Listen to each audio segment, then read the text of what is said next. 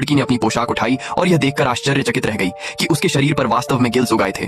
उसने ध्यान से उसे अपने हाथ से छुआ और उसकी सांस के साथ गल फड़े वास्तव में उठ और गिर रहे थे। ऐना भयभीत थी। उसने खुद को आईने में देखा और बहुत असहाय महसूस किया।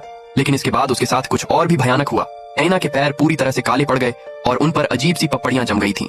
जब उसके माता पिता घर पर नहीं थे तो उसने चिमटी ढूंढी और असहनीय दर्द के कारण पपड़ी को बाहर निकाला। लेकिन यह बहुत दर्दनाक था। वह असहाय होकर अपने पैरों पर मारने लगी, लेकिन वह बुरे सपने से छुटकारा नहीं पा सकी।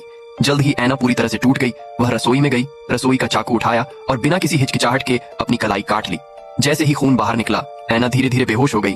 जब वह दोबारा उठी तो उसने पाया कि उसके घाव ठीक हो गए थे। उसके पैर पूरी तरह से एक साथ जुड़ गए थे और हरी काली मछली की पूंछ में बदल गए थे। ऐना ने बहुत संघर्ष किया, लेकिन अब वह खड़ी नहीं हो सकती थी। हताशा में उसने बाथटब में चढ़ने के लिए अपनी पूरी ताकत लगा दी। जब उसका शरीर पानी से भीग गया तो उसे एक ऐसा आनंद महसूस हुआ जो उसने पहले कभी महसूस नहीं किया था। धीरे धीरे ऐना पूरी तरह शांत हो गई।